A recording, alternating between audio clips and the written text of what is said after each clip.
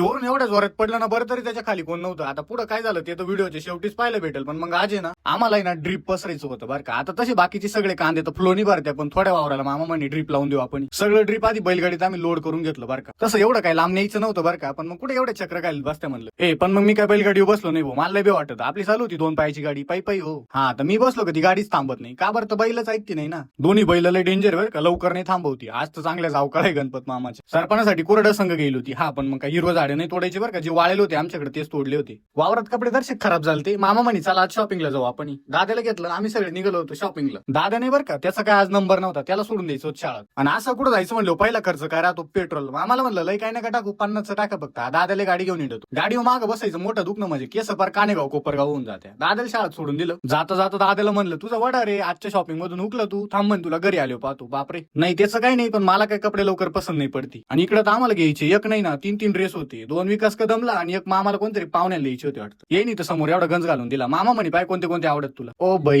हे एक तर वेगळंच टेन्शन सुरू झालं. मामाला म्हणलं हा हायक आणि हायक. मामा म्हणे नाही कोणते तरी 2च सांग का, हा घेतो. नाही म्हणलं ते मला कसं दिसल, मला फक्त प्लेन आवडत घेतले. मग मामाच्या पसंतीच्या आधीचे 2 घेऊन टाकले. मामाला म्हणलं द्या पेमेंट मारून. आता आम्ही जाणार होतो बायांच्या खरेदीला. हा म्हणजे आता बाकीच्या बायांनी म्हणजे मामीनी मम्मीनी त्यांनी सांगितलं होतं आम्हाला येतं साडे घेऊन या. पण मग आता आम्ही जे घेतले ते त्यांना आवडत नाही काय माहिती. अजून बरीच शॉपिंग राहिली होती. लाईक आणि फॉलो करून ठेवा. घरी ते पडलं होतं ते पुढल्या ब्लॉग मध्ये सांगतो बरं का.